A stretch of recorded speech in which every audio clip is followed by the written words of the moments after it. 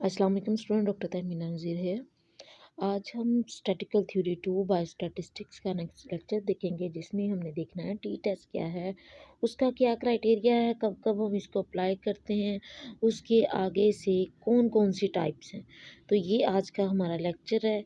हम आज T test के बारे में पढ़ेंगे। अपना लेक्चर स्टार्ट करते हैं। बिस्मिल्लाहिर्रहमानिर्रहीम। आज का टॉपिक का नेम है टी टेस्ट। टी टेस्ट है, ये आपका लेक्चर नंबर 11 है। सब्जेक्ट बायोस्टैटिस्टिक्स है। सबसे पहले टी टेस्ट का जो हिस्ट्री है वो देखते हैं कि इसको जो फर्स्ट टाइम पब्लिश किया था वो WA गैजेट ने किया था 1905 में। तो he work at a Guinness brewery in Dublin and published under the name Student. अच्छा, उस वो एक जगह काम करता था जिसका नाम था गाइनेस ब्रेवरी इन डबलिन। और वो क्या कर रहा था कि उसने इस टेस्ट को स्टूडेंट का नेम दिया। इसको पहले टाइम में टी टेस्ट को स्टूडेंट टेस्ट बोलते थे। तो उसके बाद इसको स्टूडेंट टेस्ट से टी टेस्ट में एब्रीवेट कर दिया गया। इसको फिर बाद में टी टेस्ट बोलना शुरू हो गया। It is mathematically drive from standard normal distribution. ठीक है, ये नॉर्मल डिस्ट्रीब्यूशन की डेरिवेशन है। The t-test is any statistical hypothesis test in which the test statistics follow a student t-distribution under the null hypothesis। जो आपने null hypothesis को state किया है उसको देखते हुए जो नॉर्मल डिस्ट्रीब्यूशन है आपके डाटा की, उसको टेस्ट करना क्या कहलाता है? टी टेस्ट कहलाता है। अब ये देखें टी टेस्ट की डिस्ट्रीब्यूशन देखें। टी डिस्ट्रीब्यूशन इसको एका स्टूडेंट डिस्ट्रीब्यूशन भी बोलते हैं। एका स्टूडेंट्स टी डिस्ट्रीब्यूशन भी इसको बोलते हैं। A probability distribution that is used to estimate population parameters when sample size is small and when the population variance is unknown। इधर ये बहुत इंपॉर्टेंट स्लाइड है। इसमें उन्होंने बता दिया है कि अगर आपका सैम्पल साइज स्मॉल है और आपको डाटा का वेरिएंस नहीं मालूम, जब वेरिएंस मालूम होता है तो आप चॉइस के टेस्ट परफॉर्म करवाते हो। अब अगर कोई डाटा या क्वेश्चन ऐसा आ गया है आपके पास, इसमें सैंपल साइज छोटा है और वेरिएंस की वैल्यू नहीं पता, तो उसमें हम कौन सा टेस्ट अप्लाई करेंगे? टी टेस्ट अप्लाई करेंगे। ठीक है, तो ये इधर जो ग्राफ है उधर टी जो नॉर्मली डिस्ट्रीब्यूशन है डाटा की वो दिखाई हुई है -3 से +3 तक। और एक तरफ प्रोबेबिलिटी डेंसिटी शो कराई है 0.1, 0.2, 0.3, 0.4।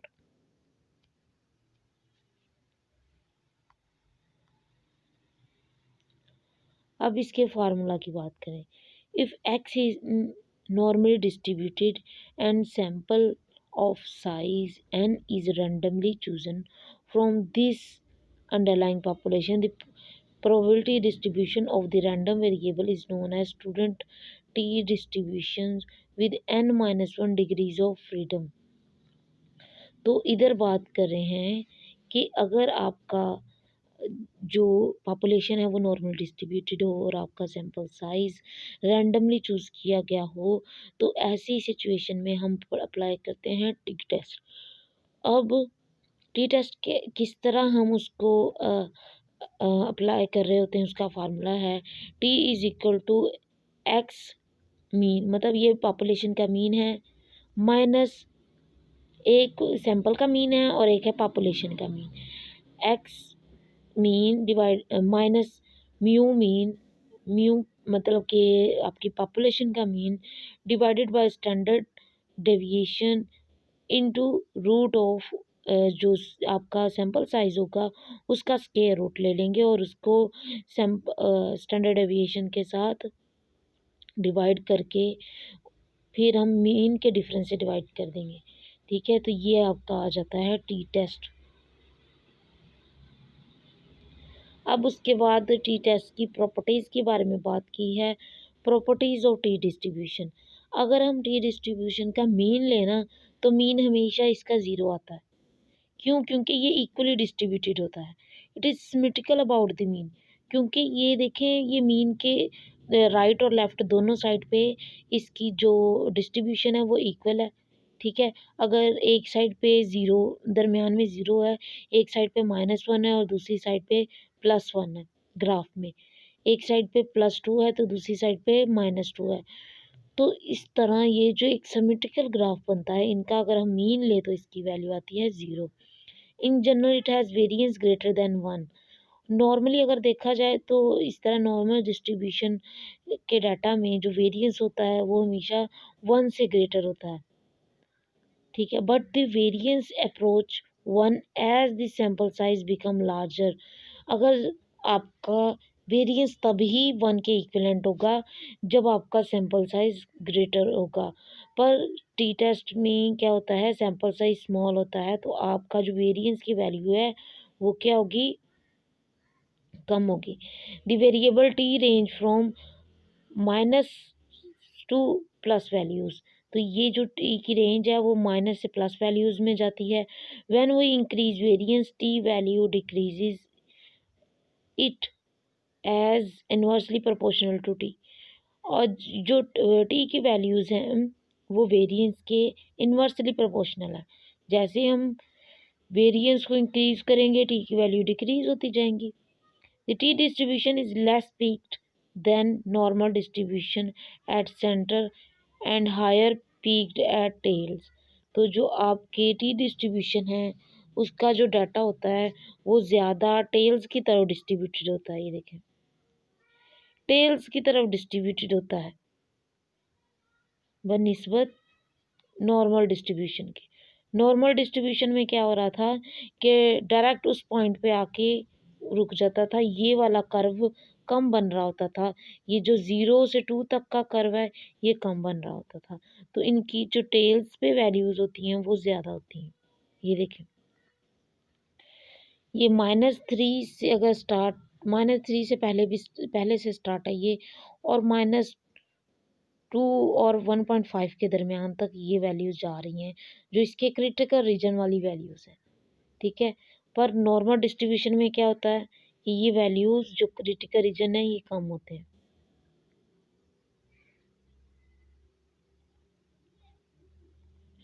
अच्छा, अब हम बात करते हैं इसकी सिमिलैरिटी विद नॉर्मल डिस्ट्रीब्यूशन पे, कि इसकी नॉर्मल डिस्ट्रीब्यूशन के साथ क्या क्या सिमिलैरिटीज़ हैं। बोथ आर यूनिमोडल दोनों क्या हैं, एक ही तरह के होते हैं, एक ही मोड को फॉलो करते हैं। इनमें एक मोड होता है symmetric around is mean of zero. सब टी वैल्यू ये देखें ज़ीरो के इर्द गिर्द ही इसकी सारी डिस्ट्रीब्यूशन है। Total area of curve is 1 और इसका ओवरऑल जो कर्व का एरिया है वो एक ही होता है। अब ये तो वो तो थी सिमिलैरिटीज, अब डिफरेंस क्या है। डिफरेंस उन्होंने इधर एक ग्राफ है उधर शो किया है कि मैं हमने जो डायरेक्ट सीधी लाइंस हैं विदाउट ब्रेक्स उसको नॉर्मल डिस्ट्रीब्यूशन शो किया है, जबकि टी डिस्ट्रीब्यूशन को हमने डॉटेड लाइन से शो किया है। Compared to normal distribution, the T distribution is less peak in center and has thicker tails। इधर उन्होंने बात क्लियर कर दी है कि जो इसकी हाइट होती है टी डिस्ट्रीब्यूशन की वो नॉर्मल डिस्ट्रीब्यूशन की निस्बत कम होती है, और उसकी जो थिकनेस है टेल्स पे की तरफ ज़्यादा है, मतलब क्रिटिकल रीजन की हाइट ज़्यादा होती है बनिस्बत नॉर्मल डिस्ट्रीब्यूशन के। अब हमने टी डिस्ट्रीब्यूशन कब कब यूज़ करना है। The t distribution can be use with any static test have a bell shape distribution. जब भी आपकी कोई स्टैटिकल वैल्यूज़ आपका जो टी डिस्ट्रीब्यूशन है उसमें बेल शेप उसका ग्राफ बन रहा होगा तो हम टी टेस्ट यूज़ कर सकते हैं, टी डिस्ट्रीब्यूशन यूज़ कर सकते हैं। क्वांटिटेटिव डाटा हो, रैंडम सैंपल्स हो, आपका जो पॉपुलेशन डिस्ट्रीब्यूशन है वो नॉर्मल हो, the population distribution is symmetric. आपकी पॉपुलेशन डिस्ट्रीब्यूशन सिमेट्रिक हो, यूनिमॉडल हो, एक मोड हो उसका, कोई आउटलायर्स मौजूद ना हो, सैंपल साइज या 30 हो या 30 से कम हो, तो हम टी डिस्ट्रीब्यूशन टेस्ट अप्लाई कर सकते हैं। The population distribution is moderately skewed unimodal without outlier and sample size is at most 40। अब वो कहते हैं बाज़ का जो पॉपुलेशन है उसमें स्क्यूनेस आ जाती है, ठीक है।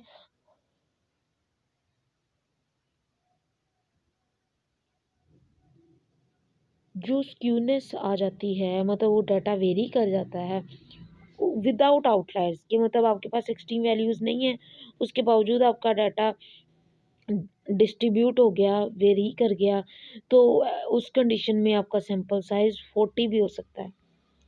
अब हम एप्लीकेशन ऑफ टी टेस्ट करेंगे। पहले हमने सिमिलैरिटीज़ और डिससिमिलैरिटीज़ देखी।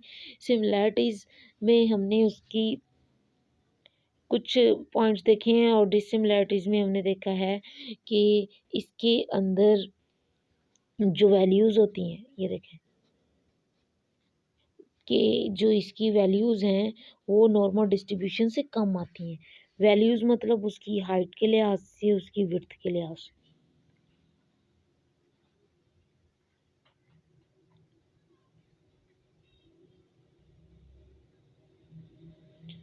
अब बात करते हैं एप्लीकेशन ऑफ टी टेस्ट की। जो आपका टी टेस्ट है वो हम कब अप्लाई करेंगे? T test can be applied if sample are randomly selected from population, और आपका सैंपल साइज रैंडम हो। There is homogeneity of variance in sample, आपके जो सैंपल की जो वेरिएंस है वो सेम हो, ठीक है। It is applied to find the significance of difference between two means as unpair t test और पेयर टी टेस्ट। तो इसको हम जो टी टेस्ट है हम उसको पेयर टी टेस्ट और अनपेयर टी टेस्ट में भी फाइंड कर सकते हैं। समझेंगे टी टेस्ट की फर्दर आगे एग्जांपल टाइप्स हैं। Standard error of mean. Standard error of mean क्या है? Difference between sample estimate of statistics and population parameter is measured by standard error. तो हम जो एस ई से डिनोट करते हैं वो स्टैंडर्ड एरर कहलाता है। जो स्टैंडर्ड एरर ऑफ मीन है ये हम कब हमें ये पॉपुलेशन के स्टैटिस्टिक्स से पता चलता है। Standard error is a measure of chance variation and it does not mean to error और मिस्टेक। स्टैंडर्ड एरर क्या होता है कि जितना आपके डाटा के अंदर चेंज आएगा वो स्टैंडर्ड एरर कहलाता है। इसका मतलब ये नहीं है कोई गलती है तो हम इसको एरर का नाम दे रहे हैं, नहीं। ये आपकी पॉपुलेशन के डाटा में एज सच मौजूद हो सकता है, पॉपुलेशन की हिस्ट्री में मौजूद हो सकता है।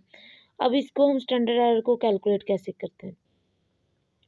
इसको डिनोट करते हैं एस सी एक्स से या एस एक्स बार से। और किस तरह कैलकुलेट करेंगे?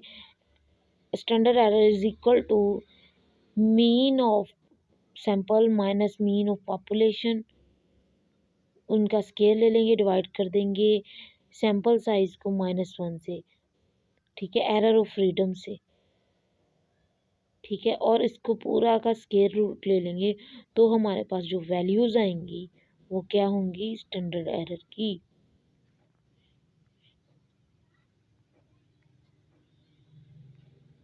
Standard error of difference between means. अगर आपके मीन्स के मीन डिफरेंट है हर पॉपुलेशन का, तो ऐसी सिचुएशन में स्टैंडर्ड एरर क्या होता है? Frequency distribution of difference give a normal curve. अगर फ्रीक्वेंसी डिस्ट्रीब्यूशन का डिफरेंस आ रहा है तो आपके जो कर्व है वो नॉर्मल आएगा। Standard deviation of distribution of difference is known as standard error of difference between two means. तो अगर हम जो इसकी डिस्ट्रीब्यूशन में डिफरेंस आ रहा है, स्टैंडर्ड डेविएशन आ रही है, उसको हम standard error of difference between two means भी बोलते हैं। अब इसको मतलब है कि हमारे पास दो पॉपुलेशन होंगी, इनके जो मीन वैल्यूज़ हैं वो डिफर करेंगे एक दूसरे से। तो इसको हम कैलकुलेट कैसे करेंगे?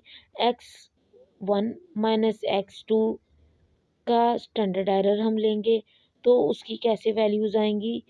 हम standard error divided by n1, standard error 2 divided by n2, उसका स्क्वायर रूट ले लेंगे तो हमारे पास इसका जो डिफरेंस ऑफ मीन्स हैं ये आ जाएगा। मतलब अगर आपके पास दो पॉपुलेशन है उनकी मीन्स डिफरेंट हैं तो उनका हम सिंपली क्या करेंगे? उनके जो स्टैंडर्ड डेविएशन है उसका स्क्वायर रूट ले लेंगे तो हमारे पास जो वैल्यूज़ बचेंगी वो क्या बचेंगी? स्टैंडर्ड एरर के डिफरेंस की। ठीक है, उसके बाद बात आती है degree of freedom. Degree of freedom depend on two factors. आपके दो फैक्टर्स पे डिग्री ऑफ फ्रीडम डिपेंड करती है। Number of group we wish to compare, कि हमने कितने ग्रुप्स को आपस में कंपेयर करना है। Number of parameter we need to estimate to calculate the standard deviation of contrast of interest, और हमने ये देखना है कि कितने पैरामीटर्स हैं, कितने पॉपुलेशन के स्टैटिस्टिक्स हैं, जिसको कैलकुलेट करते हुए हमने उसका स्टैंडर्ड डेविएशन देखनी है। ठीक है, अगर हम पेयर टेस्ट के लिए बात करें तो डिग्री ऑफ फ्रीडम को हम डी एफ से शो करेंगे। For pair test degree of freedom क्या है, n-1 for one sample t test और two sample t test. One sample t test के लिए भी क्या आएगा, n-1, और टू सैम्पल टी टेस्ट के n के साथ हम टू अप्लाई मल्टीप्लाई कर देंगे और माइनस कर देंगे टू के साथ। ठीक है, तो इस तरह आप डिग्री ऑफ फ्रीडम कैलकुलेट कर सकते हैं। अब बात आती है pair t test. Pair t test का क्या मतलब है कि हमारे पास दो ग्रुप्स होंगे, two group of paired observation, कि उनकी ऑब्जर्वेशन भी सेम हो रही होंगी और ग्रुप्स भी टू होंगे। तो उनका जब हमने डिफरेंस देखना है तो उसके लिए कौन सा टेस्ट अप्लाई होता है, pair test, pair t test. First करें, हमारे पास दो ग्रुप्स हैं, एक ग्रुप की ऑब्जर्वेशन है 11, 12 एंड सो ऑन, और दूसरे ग्रुप की ऑब्जर्वेशन है 21, 22 एंड सो ऑन। ठीक है, इन दोनों का हमने डिफरेंस लेना है। तो इसके लिए क्या अजम्पशन हमने देखनी है, अप्लाई कैसे हम पेयर टी टेस्ट को करेंगे। The dies are plausibly normally distributed, तो इसकी जो डिस्ट्रीब्यूशन है, डाइज का मतलब है डिस्ट्रीब्यूशन बहुत नॉर्मल डिस्ट्रीब्यूटेड होती है, नॉर्मल कर्व होता है। It is not essential for original observation to be normally distributed. तो इसका जो इसके लिए ज़रूरी नहीं है कि आपकी ओरिजिनल डिस्ट्रीब्यूशन नॉर्मल हो। The distribution are independent of each other, जो आपकी डिस्ट्रीब्यूशन है, मतलब जो डाटा डिस्ट्रीब्यूट हुआ है वो नॉर्मल है। पेयर टी टेस्ट के जो स्टेप्स हैं, सबसे पहले हम क्या करते हैं, नल हाइपोथेसिस को स्टेट करते हैं कि आया कि आपका, क्योंकि हम दो वैल्यू का डिफरेंस ले रहे हैं ना, आया कि आपकी जो नल हाइपोथेसिस है मीन डिफरेंस उसका ज़ीरो है। ठीक है, अल्टरनेटिव डिफरेंस क्या आएगा, नॉट इक्वल टू ज़ीरो। ठीक है, mean difference is of population is not equal to zero. अब हम क्या करेंगे, इनका आपस में डिफरेंस कैलकुलेट करेंगे, ग्रुप 1 को ग्रुप 2 से माइनस करेंगे उसके मीन को, फिर उसके बाद calculate the mean difference and standard deviation of the different distribution. तो हम क्या करेंगे, उसके बाद जो वैल्यूज़ आएंगी उसका मीन डिफरेंस और स्टैंडर्ड डेविएशन कैलकुलेट करेंगे। स्टैंडर्ड एरर कैलकुलेट करेंगे। स्टैंडर्ड एरर किस तरह कैलकुलेट करेंगे, SE is equal to standard deviation divided by samples का रूट। ठीक है, और इसी तरह हम उसके ऊपर टी टेस्ट अप्लाई कर देंगे। टी टेस्ट क्या था, आपका जो स्टैंडर्ड एरर है उसको डिवाइड कर देंगे, जो डिस्ट्रीब्यूशन है उसको डिवाइड कर देंगे स्टैंडर्ड एरर के साथ।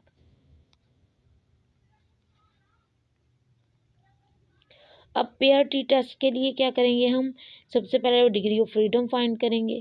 ठीक है, टी टेबल को हम देखेंगे, find the probability of calculated t corresponding to n-1 degrees of freedom and results. अच्छा, जब आप रिसर्च कंडक्ट कर रहे होते हो, जैसे ही आप टी टेस्ट अप्लाई करते हो तो उसके सामने एक टेबल की फॉर्म में डाटा आ जाता है। टेबल की फॉर्म में ऑलरेडी गिवन होता है डिग्री ऑफ फ्रीडम, तो उसको आप कैलकुलेट कर लोगे और आपका टी टेस्ट सामने आ जाएगा। अब प्रॉब्लम में एक उसको डिफाइन करने के लिए पेयर टी टेस्ट को, systolic blood pressure of 9 normal individual who had been recumbent for 5 minute was taken, the 2 ml of solution 0.5 solution of hypotensive drug was given and blood pressure recorded again. Did the injection of drug lower the blood pressure?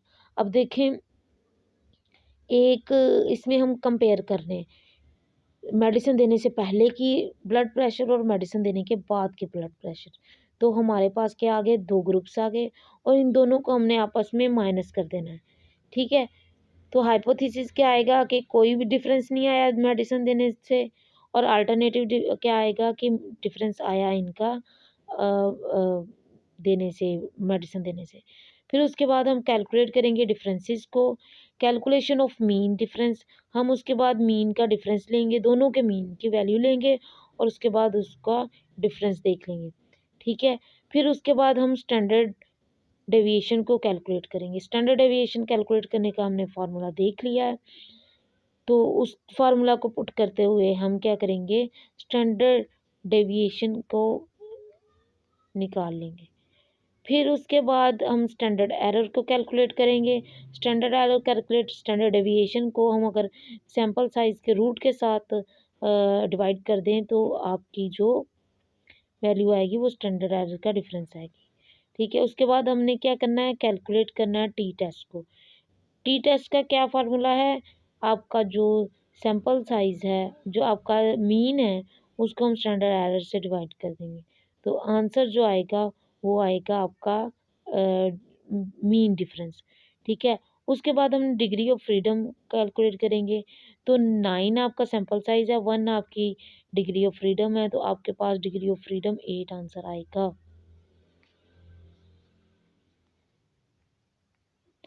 अब बात आती है results की। Find the probability of calculated t corresponding to 8 degree of freedom and 5% of significance. अब देखें, अब हमने देखना है कि आपका 8 पे, आप डिग्री ऑफ फ्रीडम पे जाएं, 1 2 3 4, ये टेबल जो शो किया है, 1 2 3 4 5 6 7 8, 8 पे जाएंगे। 8 पे जाते हुए 5% सिग्निफिकेंस लेवल भी साथ दिया है, 0.1 0.5 0.02 0.01 0.001। अब एक साइड पे डिग्री ऑफ फ्रीडम है और दूसरी साइड पे आपका सिग्निफिकेंस लेवल है। आपको अगर गिवन है 5% सिग्निफिकेंस लेवल, तो 8 डिग्रीज जाते हुए आपके जो डिग्री ऑफ फ्रीडम है वो कितना आया, 2.31। ठीक है, तो ये आपका टी टेस्ट का आंसर है। T test lies in rejection region. अगर आपका टी टेस्ट रिजेक्शन रीजन में लाई करता है तो आप क्या करोगे, अपने नल हाइपोथेसिस को रिजेक्ट कर दोगे। ठीक है, it means that there is significant difference between means at 5% of confidence interval। तो आपके उन्होंने कहा है कि अगर जो आपके वैल्यूज़ हैं वो रिजेक्शन रीजन में लाई करेंगे तो हम नल हाइपोथेसिस को रिजेक्ट करके अल्टरनेटिव को एक्सेप्ट कर लेंगे। अब उसके बाद बात आती है अनपेयर टी टेस्ट की। ठीक है, अनपेयर टी टेस्ट क्या होता है, इस 1 सैंपल टी टेस्ट है। ठीक है, इंडिपेंडेंट 2 सैंपल लिए जाते हैं, 2 डिफरेंट ग्रुप होते हैं। इसमें था ना जो पेयर टी टेस्ट था, उसमें क्या था, एक ही ग्रुप की 2 वैल्यूज़ थी, एक मेडिसिन देने से पहले, एक मेडिसिन देने के बाद। अब इसी तरह की एग्जांपल होंगी, खाना खाने से पहले, खाना खाने के बाद, इस तरह की एग्जांपल होंगी पेयर टी टेस्ट की। अब है अनपेयर टी टेस्ट, इसमें आपका sample 1 sample t test apply होगा और जो सैंपल्स होंगे वो क्या होंगे, इंडिपेंडेंट होंगे। 1 sample t-test, it is used for test of null hypothesis that our data are a sample from a population with a specific hypothesized mean। Already उसका mean given है, तो sample mean minus hypothesised mean divided by standard error of sample mean. तो इस तरह हम 1 sample test t test calculate करते हैं। अब इंडिपेंडेंट सैंपल टी टेस्ट के लिए क्या assumptions हैं, the independent sample t test is used to test for a difference in mean value of continuous variable between 2 groups. अब ये इसमें कॉन्टिन्यूस वेरिएबल्स हैं, 2 ग्रुप्स हैं, उसके अंदर हमने कैसे independent sample t test apply करना है, ग्रुप आर इंडिपेंडेंट होने चाहिए, कॉन्टिन्यूस होने चाहिए और दोनों ग्रुप्स का जो स्टैंडर्ड डेविएशन है वो एक ही होनी चाहिए। होमोजेनिटी ऑफ वेरिएंस होने चाहिए, the data is normally distributed in both group, दोनों में डाटा इक्वली डिस्ट्रीब्यूट हो। अब बात करते हैं homogeneity of variance test. This Levene test इसके लिए अप्लाई होता है, this test whether the variance of 2 samples are approximately equal और नॉट। हम ये देखने के लिए कि जो दोनों सैंपल्स की वेरिएंस है वो इक्वल है कि नहीं, उसके लिए पहले लिवेन टेस्ट अप्लाई करेंगे, क्योंकि वेरिएंस इक्वल होगी तो ही हम ये t test, independent t test apply कर सकते हैं। तो हमारा अल्टरनेटिव हाइपोथेसिस क्या होगा, वेरिएंस आर इक्वल, नल होगा, वेरिएंस आर इक्वल, अल्टरनेटिव होगा वेरिएंस आर नॉट इक्वल। ठीक है, एज लॉन्ग एज आपका सैंपल साइज 30 से ज़्यादा होगा और जो आपकी डिफरेंस है वो नियरली इक्वल टू होगा सेकंड ग्रुप के, तो हम क्या करेंगे, हम कहेंगे कि जो होमोजेनिटी है वो उसके इक्विवेलेंट है। अब इंडिपेंडेंट टी टेस्ट के कुछ स्टेप्स हैं। सबसे पहले हमारा क्या है, हमने हाइपोथेसिस बनाना है।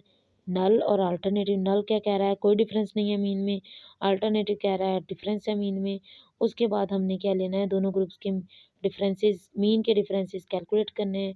उसके बाद हमने स्टैंडर्ड डेविएशन कैलकुलेट करनी है। स्टैंडर्ड डेविएशन कैलकुलेट करने के बाद हमने स्टैंडर्ड एरर कैलकुलेट करना है। स्टैंडर्ड एरर कैलकुलेट करने के बाद हमने इंडिपेंडेंट सैंपल टी टेस्ट का फार्मूला अप्लाई करना है, जो क्या क्या था, x1 माइनस x2, मतलब दोनों जो डिफरेंस लिया है ना हमने ग्रुप 1 ग्रुप 2 के, उनका डिफरेंस लेके हमने उसके स्टैंडर्ड एरर के साथ डिवाइड कर देना है, तो हमारा टी टेस्ट आ जाएगा। फिर हमने डिग्री ऑफ फ्रीडम देखनी है। ठीक है, डिग्री ऑफ फ्रीडम क्या आएगी, n1 प्लस n2 माइनस 2। ठीक है, तो उसके लिए सेम टू सेम हम क्या करेंगे, इसका टेबल देखेंगे डिग्री ऑफ फ्रीडम के लिए और रिजल्ट इंटरप्रेट करेंगे। तो आज के लेक्चर में हमने टी टेस्ट का pair t test, unpair t test को पढ़ा। कोई क्वेश्चन क्यूरी हो आप मुझसे पूछ सकते हैं। मुझे डाउट है कि आपको थोड़ा इसमें इशू आएगा क्योंकि ये थोड़ा सा मुश्किल है। बाकी जितने भी इससे पहले लेक्चर रहे हैं आपके बहुत इजी थे, तो इसको अगर समझने में आपको मुश्किल आए तो मुझे इन्फॉर्म करें, हम इस पे जूम मीटिंग अरेंज कर लेंगे। Thank you so much. अल्लाह हाफिज़।